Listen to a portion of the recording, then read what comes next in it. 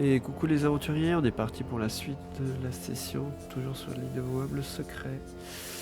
Alors, donc, Von Meyer, du coup, descend dans vous emmène dans une salle un peu plus bas dans la Syrie. Et avant de vous ouvrir la porte, il vous dit faites bien attention à vous.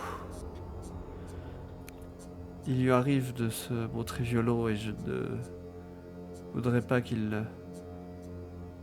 vous arrive un accident. Ne vous inquiétez pas, hein. Maître Eric a appris à se défendre. Ah, maître. À poignarder, pas à me défendre. Je vous laisse passer en premier. Vous restez un meilleur maître que moi.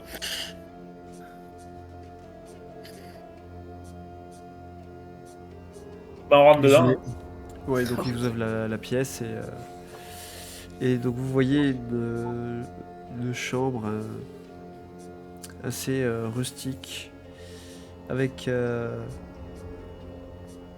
un homme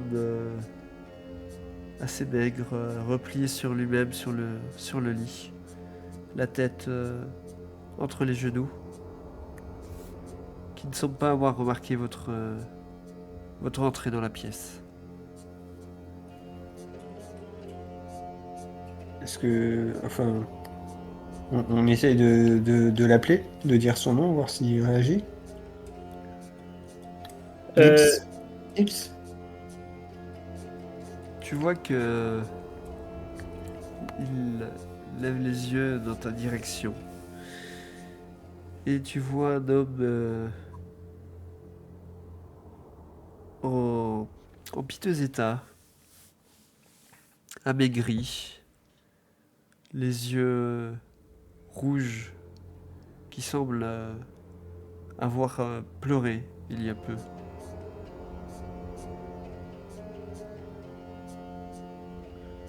Et tu vois qu'il te regarde. Monsieur Linderskold, m'entendez-vous? Que me voulez-vous? Nous. Comment présenter les choses? Nous sommes là pour. Au sujet de la disparition zut, son nom. De monsieur. Non, ça c'est la fausse. Monsieur Hammerstone. Hammerstrom, pardon. Et au moment où tu prononces Hammerstrom. le nom d'Hammerstone, tu l'entends qui éclate en sanglots. Oh, Gottfried, oh, Gottfried, pourquoi? J'essaie de. Cette créature, ce monstre, avec ses yeux rouges, il était énorme, énorme. Un monstre avec des yeux rouges? Où ça? Là, dans le village. Dans la forêt? Il était énorme, avec ses yeux qui reflétaient l'enfer, injectés de sang. Il voulait Est-ce que. la mort. Est-ce que c'est. La mort, Est-ce je que vous ces dis, et tu yeux. vois qu'il te lance un regard noir. Excusez, pardon, ça coupe. Je disais que alors qu'il insiste sur la mort, il te lance un regard noir. Est-ce que. Est-ce que le monstre s'en est pris à Hammerstrom? Oh, Gottfried, pourquoi m'as-tu laissé mon ami? Oui, c'est la créature qui l'a tué. Qui l'a tué. Alors qu'il dit ça, il se lève du lit et fait un pas en ta direction. Il a l'air possédé. Tu remarques que il a des marques d'une bonne quantité de cicatrices au niveau du visage. On peut avoir une idée de qu'est-ce qui fait ce genre de cicatrice ou non, ça nous paraît... Fais-moi un test de médecine.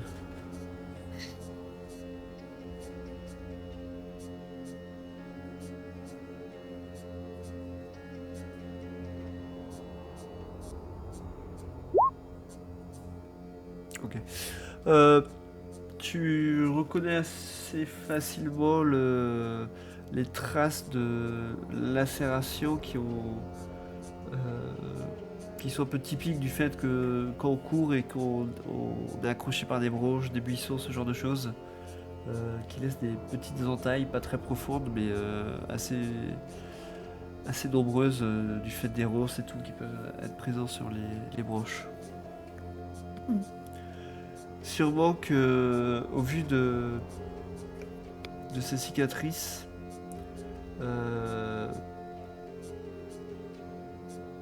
tu te dis que l'homme devait soit courir très vite, soit être sur un cheval et n'avoir pas fait attention par les chemins par lesquels il est passé.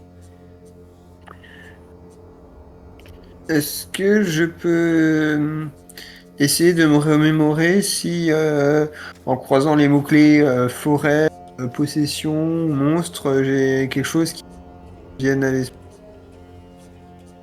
Non, là pour le moment, ça reste assez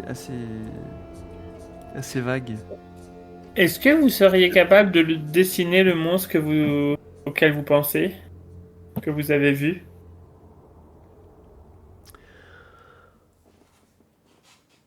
Il était énorme. Il faisait au moins 3 mètres. Il était imposant et ses yeux rouges, ses yeux de l'enfer qui vous fixent. Je les vois partout, ils me regardent. Même si je ferme les yeux, je les vois. Et Deux à part points ses yeux, rouges. vous vous souvenez de sa couleur? Créature noire. Énorme. Énorme. Et là, Ok. il avance vers toi et te saisit par le col. Ses yeux rouges qui vous fixent. Je les vois encore. Monsieur, je ne vous permets pas. C'est notre majordome. Veuillez le laisser tranquille. Il n'a pas l'air de réagir à ce que tu lui dis. Touchez pas mon esclave. Et moi, je lui prends les deux mains délicatement et faire lâcher doucement la prise.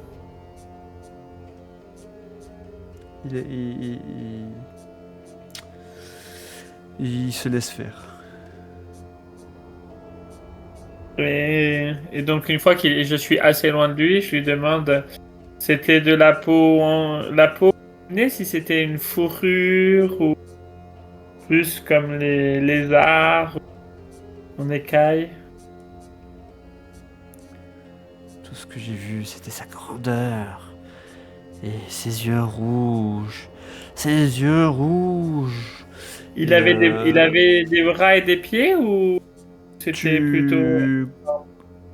tu commences à comprendre que il a l'air obnubilé par les yeux de la créature et tu te dis que tu n'en tireras pas grand-chose malheureusement. Est-ce est-ce que les vêtements qu'il a, on a l'impression que c'est les mêmes que quand il est arrivé ou il a été changé? Ouais, non, c'est un espèce comme de pyjama qu'ils lui ont mis, mais oui, enfin, tu vois qu'il est pas.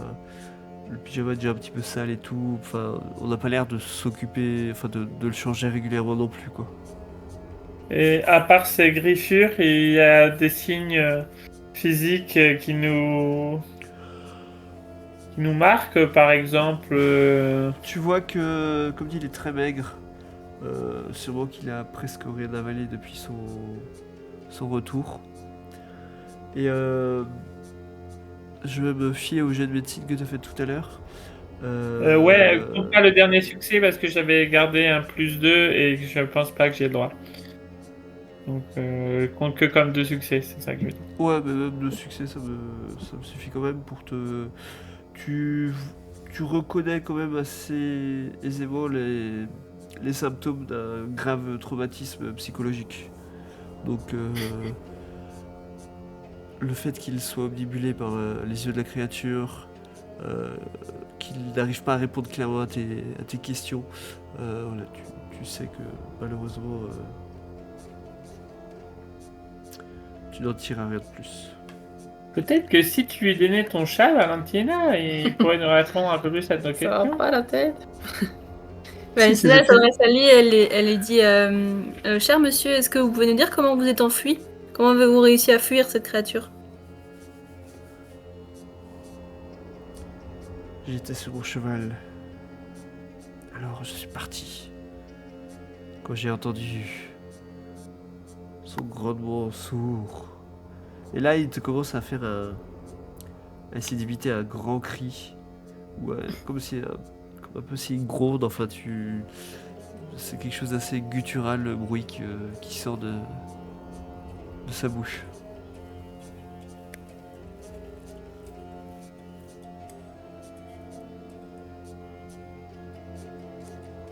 Bon, je suis pas sûr qu'on en tirera grand-chose d'autre, malheureusement. on va le laisser se reposer si tant est qu'on peut se reposer de ce qu'il semble avoir vécu.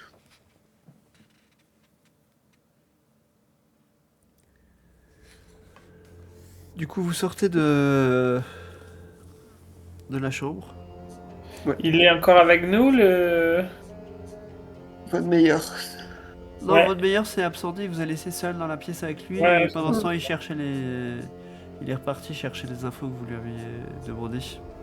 Mm. Et il revient vers vous et vous dit j'ai cherché dans mes papiers, j'ai trouvé l'adresse de sa femme. Elle habite à quelques pas de là. Mais la pauvre, elle est bouleversée par l'état de son mari.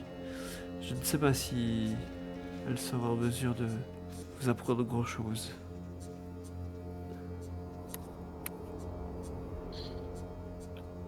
Et j'avais une question. Est-ce qu'il y a des histoires particulières, locales, ou dans le village où ils se sont rendus sur des créatures un peu extraordinaires ou des légendes un peu insolites? Ma foi, rien qui ne m'a été rapporté. Enfin, c'est un village assez isolé, qui n'entretient presque aucun lien avec le reste du monde, et qui est presque totalement autonome de ce que j'en sais. Je ne serais pas étonné qu'il y ait un certain folklore local, dirons-nous. Et vous pensez que quelqu'un pourrait nous renseigner ici ou il va falloir le découvrir? Je ne pense pas qu'ici quelqu'un soit en mesure de vous aider. Personne ne se rend jamais là-bas.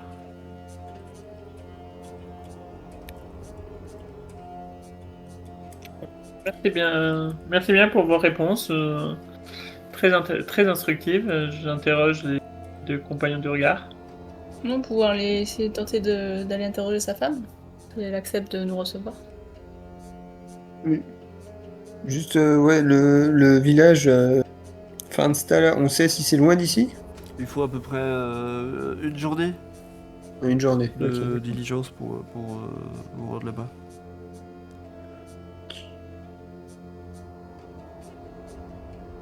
On peut envisager du coup de ne partir que le lendemain et de passer le reste de la journée si vous souhaitez interroger d'autres personnes, enfin, sa femme, pourtant. Et enfin, qu'est-ce que vous souhaitez escompter obtenir en interrogeant sa femme? C'est une bonne question.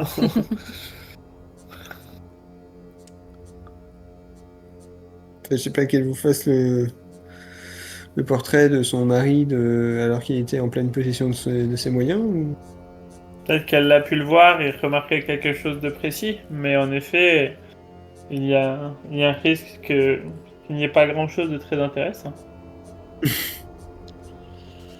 Mais bon, c'est vous l'expert, cher maître. Nous n'essayons que de vous appuyer du mieux qu'on peut. Hmm. Si vous me placez en position de décider, moi je serais d'avis qu'on se rende directement à la fin de ça. Enfin, je vois vraiment pas ce qu'on peut. On est à quel moment de la journée là? Là, vu que vous êtes arrivé le matin, vous êtes parti tôt de la dernière auberge, vous avez fait le reste de la route qui vous a fait, donc là on est dans la matinée. Donc si vous partez maintenant, vous arriverez début de soirée au village, quoi. Ou vous préférez faire une arrivée diurne? Bah, ça dépend si on a d'autres choses à faire avant, si jamais on peut pas avoir d'informations sur le village là-bas. Ah, comme. Je demande comment? Si jamais on pourrait voir les vêtements qu'il portait quand il a été ramené, ou si jamais ils ont été brûlés ou lavés. Ma foi, ils étaient dans un piètre état. Nous les avons pas gardés. Vous avez souvenir de détails qui seraient intéressants pour nous ou Ils étaient, ma foi, assez abîmés, déchirés, comme s'ils avaient été accrochés par différentes choses. Je vous avoue que je n'y ai pas prêté plus attention que cela. C'était plus son état qui m'interloquait. Ben, je pense qu'Eric, il est temps de prendre connaissance des détails pour mener à bien l'achat des propriétés. Et je lui fais un clin d'œil. Absolument pas intéressé, je précise.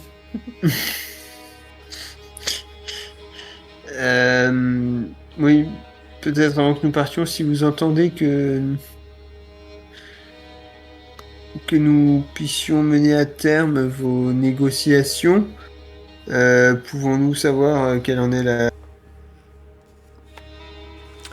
L'objectif est de racheter les propriétés terriennes des habitants, enfin de certains habitants du village qui détiennent des parcelles de forêt afin que D'accord, les parcelles forestières, pas le village ça. de Finstar en lui-même. Non, afin que je puisse y implanter une nouvelle série.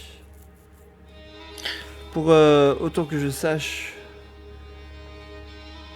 une série rudimentaire est déjà implémentée là-bas, mais je souhaite la moderniser. Installer des moteurs à vapeur pour y accélérer le rendement. Vous manquez de bois actuellement dans la région ou... Vous savez, actuellement, toutes les villes en Suède sont en pleine expansion et la demande de bois pour la construction des maisons et des bâtiments est toujours plus en plus importante. À qui appartient la Syrie existante? Je crois qu'elle appartient à la chef du village. Martha, c'est ça, Karlstorm? Exactement. D'accord. Le montant de la transaction avait déjà été arrêté, fixé? Le montant a déjà été arrêté. Je vous donnerai tous les papiers nécessaires à faire signer si vous arrivez à... Si vous voulez le tenter de conclure ça. Alors, vous pouvez toujours nous, si vous le souhaitez, nous confier les papiers et on se rendra bien compte sur place s'il y a moyen, matière faire signer quelque chose ou pas. Et du coup, il va te chercher les... Il va te chercher les papiers nécessaires et tout. Enfin, et il revient et en plus des papiers, vous donne une petite somme dans une bourse. Il vous dit donnez cet argent à Martha Calstorm. C'est une petite compensation pour la dédommager, vu qu'elle a offert généreusement de vous accueillir chez elle. Très bien, merci. Et il vous conduit à l'une des diligences de la Syrie qui vous amènera à Falstaff.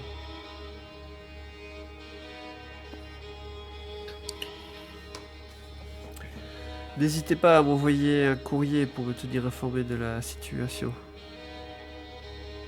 Si tant est que l'on trouve une estafette sur place, mais oui.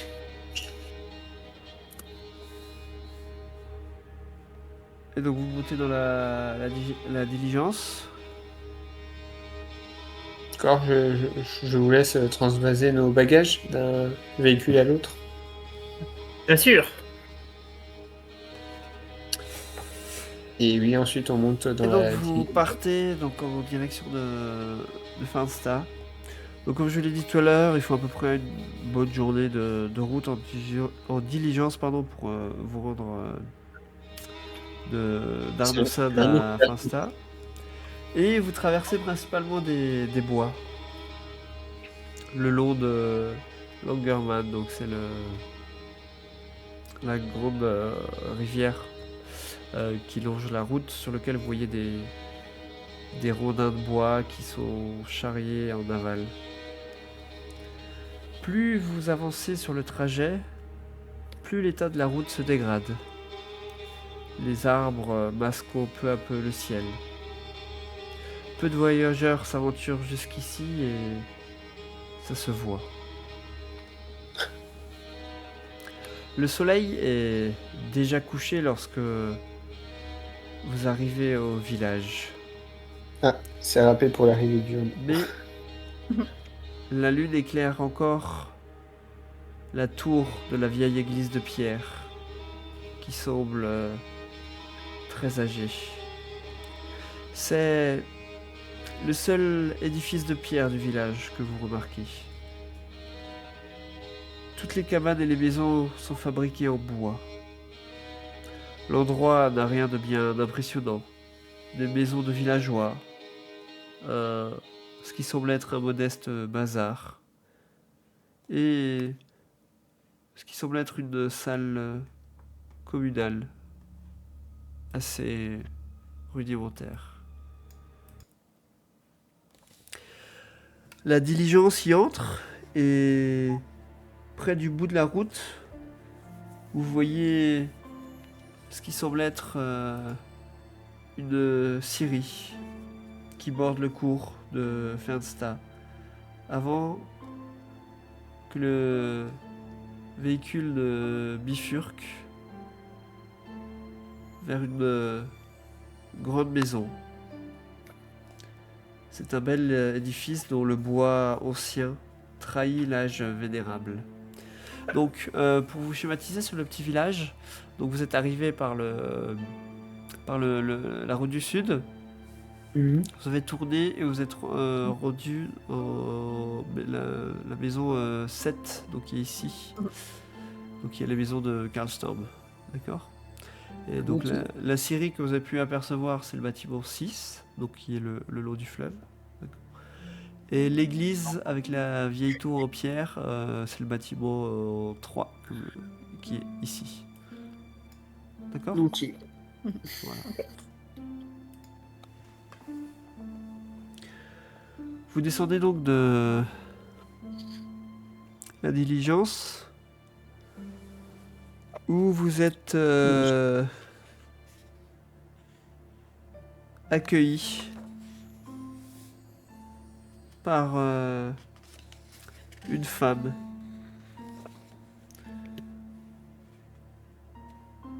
Une femme assez âgée qui... Enfin, ouais, allez, on va dire une quarantaine d'années, mais avec des cheveux blonds en chignon impeccable. Sa présence et sa voix suffisent à forcer quiconque à se redresser. Vous voyez qu'elle a un regard sévère. Et s'avance vers vous, en vous accueillant, en disant « Bonsoir, Madame Kalstorm, bonsoir. je suis ravi de vous rencontrer. Je suppose que vous devez être les envoyés de notre ami Augustus. Thomas. Oui, c'est ça. Je vous en prie, entrez donc et venez vous installer. On la suit, enfin je la suis à l'intérieur de la maison. Sans trop me faire prier vu l'heure nocturne. Moi, je sors avec les bagages que j'essaie de traîner pour suivre le rythme. Ok. Euh, Vous arrivez donc devant ce bâtiment. Donc c'est un bâtiment de 2 étages en bois un peu sombre et à la façade décorée de sculptures d'animaux et de plantes. Euh, vous, vous voyez assez aisément que c'est un bâtiment ancien qui doit se transmettre sûrement de génération en génération. Et alors que vous rentrez à l'intérieur, vous voyez une maison assez confortable, avec des sculptures exactement positionnées aussi à l'intérieur, qui semblent vous regarder et installent un petit peu un sentiment d'inquiétude. Des sculptures de quoi d'animaux aussi? D'animaux en bois. Genre animaux de la forêt ou Ouais, de la forêt, des renards, des sangliers, enfin des... D'accord, d'accord. Elle vous conduit à l'étage et vous mène à une chambre avec des lits superposés. Elle vous dit... Cette chambre sera vos quartiers pendant toute la durée de votre séjour. Vous devez être affamé après ce voyage. Je vous propose de me retrouver d'ici 5 minutes en bas. Nous partagerons un repas et vous pourrez aller vous reposer après. C'est fort aimable à vous, merci. Et elle vous laisse vous installer rapidement. Vous prévoyez une méthode d'approche, maître?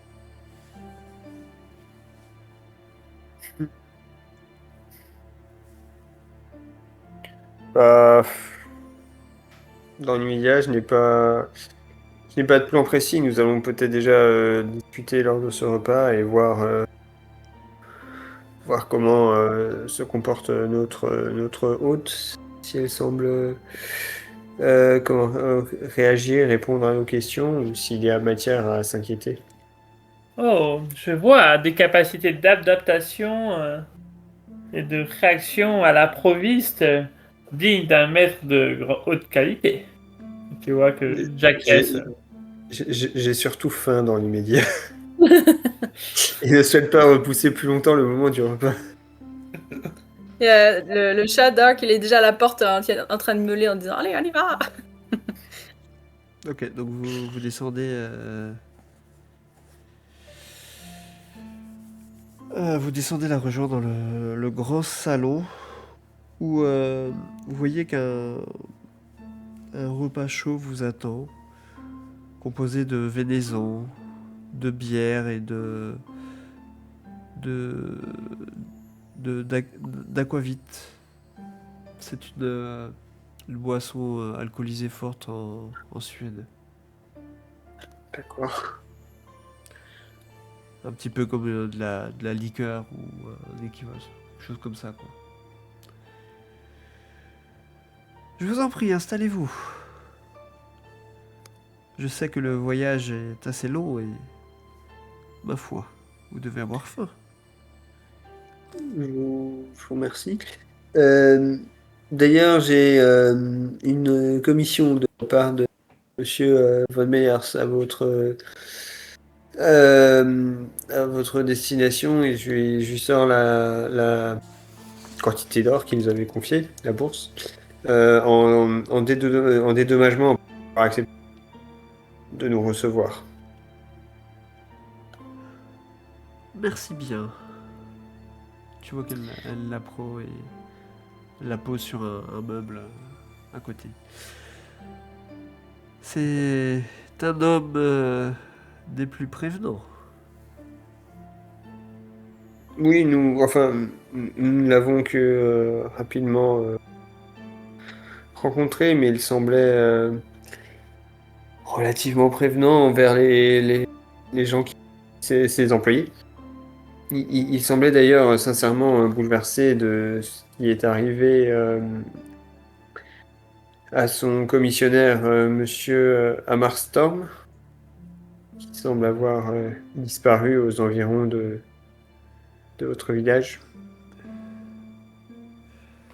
Oui, en effet. C'est une sale affaire. J'ai pu rencontrer Monsieur Hammerstorm. Il est venu me voir et souhaitait que je lui vende ma scierie. Je lui avais dit qu'il me fallait un peu de temps pour réfléchir. Vous savez, cette scierie est un peu ma fierté. Un héritage familial. Oui, j'en suis la propriétaire et nous exploitons le bois ici depuis des générations. Oui, j'ai remarqué d'ailleurs que votre maison est joliment ornée de sculptures. C'est vous-même ou quelqu'un du village qui avait produit ces Oh, ce sont décorations? mes ancêtres qui ont fabriqué cette maison de leurs mains. Vous savez, ici, à Finsta, nous avons toujours été proches de la nature et nous sommes très fiers de notre forêt. Les arbres qui poussent sont forts et vigoureux et ils nous permettent de produire des troncs de très bonne qualité. C'est remarquable. Si vous le souhaitez, demain matin, je pourrais vous faire un petit tour du village pour vous présenter notre communauté. Ce serait avec plaisir. D'accord, il hoche la tête et demande, vous pourriez nous expliquer un peu comment fonctionne le village et les principales familles du village? Bien sûr, notre activité est principalement tournée autour de l'exploitation forestière. Comme je vous l'ai déjà dit, euh, nous, je suis la propriétaire de la scierie et,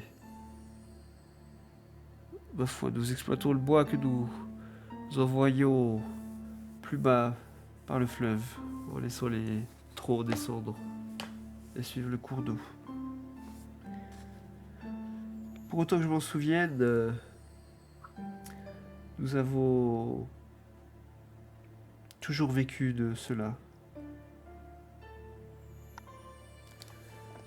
Le bois qui ne sert pas à la construction est gardé pour nos propres utilisations, pour nous chauffer l'hiver, ce genre de choses.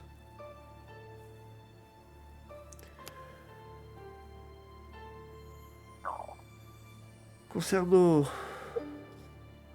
les autres familles,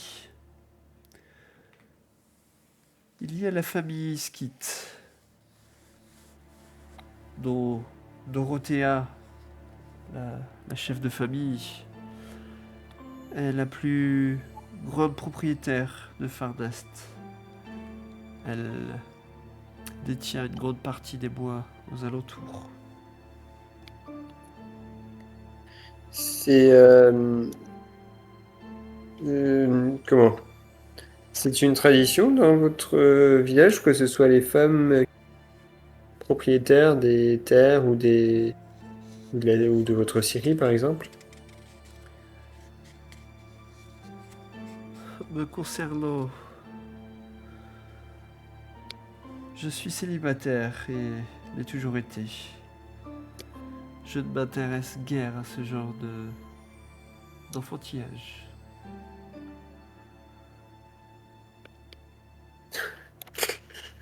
Je vais me taire, mais... Et concernant Dorothea, elle a hérité des biens familiaux après la mort de son mari. D'accord.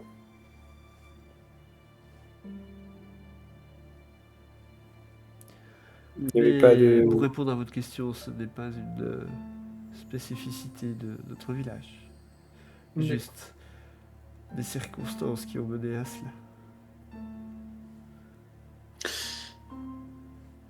Euh, Est-ce que Hammerstorm et son acolyte Niels étaient logés également ici? Oui, je les ai hébergés, moi, dans la même chambre dans laquelle vous avez pris possession. D'accord. En tant que chef du village, je pense qu'il est de mon devoir de faire office d'hôte lors de visites dans notre village. Et est-ce que ils étaient là depuis longtemps avant l'incident? Cela faisait quelques jours qu'ils étaient arrivés. Ils ont pu rencontrer différentes personnes, notamment Dorothea Skit. D'ailleurs,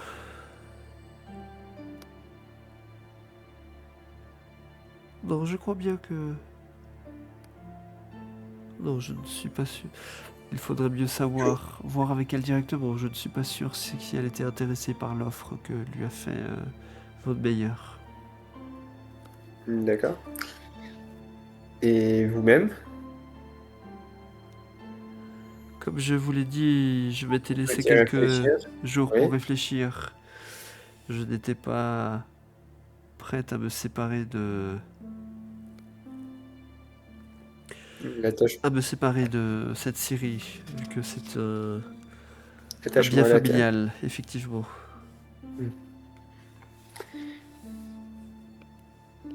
Est-ce que vous sauriez nous en dire plus sur les circonstances de l'accident de la disparition de Hammerstorm? Je sais que le soir où il a disparu, il devait voir Dorothea Skit.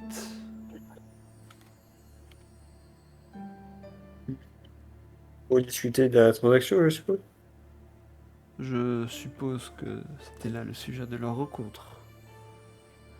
Mais je ne suis pas sûr qu'elle ait pu avoir lieu. Et cette disparition s'est produite comment? En cours de journée ou dans la En soirée? pleine nuit. Pour autant que je sache, c'était à ce moment-là qu'ils devaient avoir leur rendez-vous. Ce que je trouve bien étrange, si vous voulez mon avis. Pourquoi donc organiser un rendez-vous de nuit?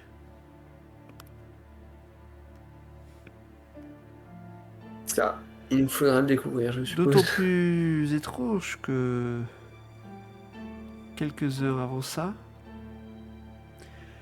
j'ai surpris Dorothea s'entretenir avec le prêtre de l'église.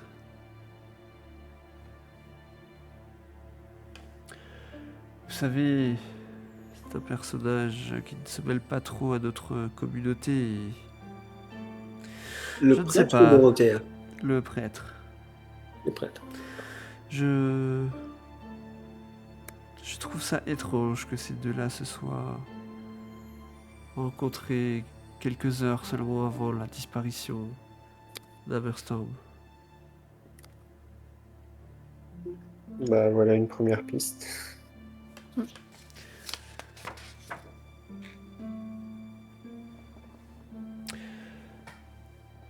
En plus, je ne sais pas, êtes-vous croyant? Pas à titre personnel. Moi, je ne sais pas si... Je sais plus.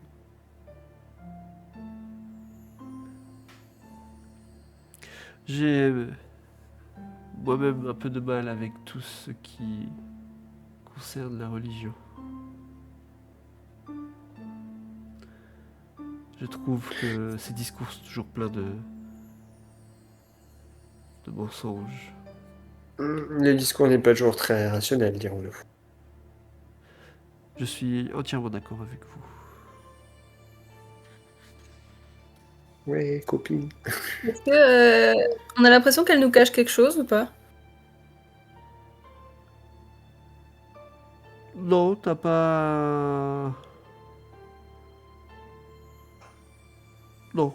Bah, sachant que là, je veux dire, vous êtes arrivé dans le village, c'est la première personne avec qui vous avez parlé et tout, vous connaissez pas forcément les lieux, donc son discours, pour l'instant, enfin, il n'y a pas de raison que ça te semble euh, soupçonneux, tu vois.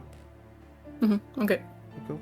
Peut-être qu'après, si vous discutez avec d'autres personnes, ça remettra peut-être un peu en cause ce qu'elle te dit, mais là, pour l'instant, non, il n'y a pas de raison de se méfier de ce qu'elle te dit. Ok.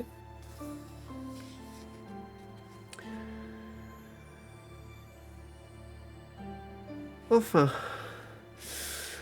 il se fait déjà bien tard et je vous propose que nous allons nous reposer et que nous nous retrouverons demain matin pour que je vous fasse visiter le village. Vous serez après en mesure de vous y déplacer librement et d'y mener votre enquête. Je vous remercie encore pour la prévenance dont vous faites montre à notre égard. Je reste bien sûr à votre entière disposition s'il vous faut quoi que ce soit. N'hésitez pas à venir me déroger. Si je ne suis pas présent chez moi, je suis généralement à la Syrie. D'accord, c'est noté. Merci à vous. Merci beaucoup. Et elle vous raccompagne jusqu'à votre chambre. Ou une fois que vous êtes pénétré, voilà, elle regagne la sienne un peu plus loin à l'étage. Et donc elle vous laisse entre vous dans la chambre.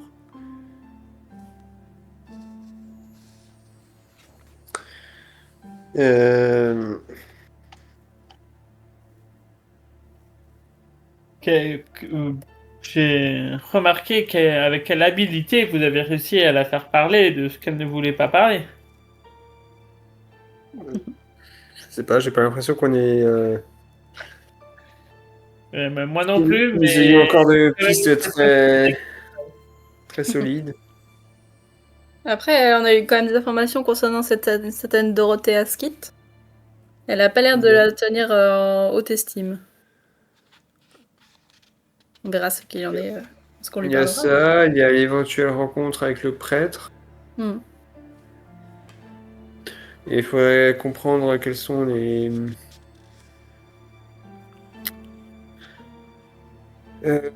positions et réelles motivations de Martha Karlstorm, parce que comment? Pour l'instant, si rien ne semble indiquer qu'elle est impliquée dans la disparition de Hammerstorm, rien n'indique le contraire non plus. Oui, non, c'est sûr, on n'a pas beaucoup d'informations. Mais... Si je devais résumer nos axes d'enquête, je dirais Martha Karlstorm, comprendre un peu quelle était sa position lors de merde, je trouve plus le terme. Lors de ces échanges, de ces négociations. Et Dorothée Askid, essayer d'en apprendre plus sur elle. Et à la rigueur, creuser du côté du prêtre. Mais... Disons que pour l'instant, on a l'impression que personne n'a rien vu de cette disparition. Personne ne nous a dit oh là là, c'est quelque chose qui arrive couramment dans la forêt. Quoi. Oui. Peut-être l'impression que c'est un non-événement. Donc... On va peut-être en apprendre plus un peu sur le village et l'histoire du village. L'histoire du village. C'est ce qu'on va faire. Ah, du village, pardon. Oui. Parce qu'il y a peut-être des histoires anciennes qui se produisent. Nous verrons demain. Exactement. Sur ce, je tends du doigt le lit d'Eric que je viens de refaire et de vérifier qu'il n'y avait pas de pliure. Est-ce que vous saviez vérifier également qu'il n'y a pas de nuisibles? J'ai fait ce que j'ai pu avec le moyen des bords et tu vois, une bouteille d'eau de Cologne est sortie et un mouchoir dessus qui a été utilisé probablement pour désodoriser un peu le lit. C'est des lits superposés, c'est ça? Ouais, c'est ça. D'accord. Le lit superposé tout seul, nous allons prendre l'autre avec Valentina. Et je pousse la Valentina. Ça ne dérange pas à Valentina de partager son lit? Du coup, je prends le lit du bas. C'est ça? Il y a 3 lits superposés, j'imagine. Oui, il y a suffisamment de lits superposés pour que vous puissiez... Elle avec Dark sur le lit. Ok. Ok. Et donc, la nuit, du coup, va se passer. Vous allez tous dormir d'un profond sommeil. Et, alors que le jour se lève sur ce village en plein milieu de la forêt, je vous propose qu'on arrête là pour ce soir.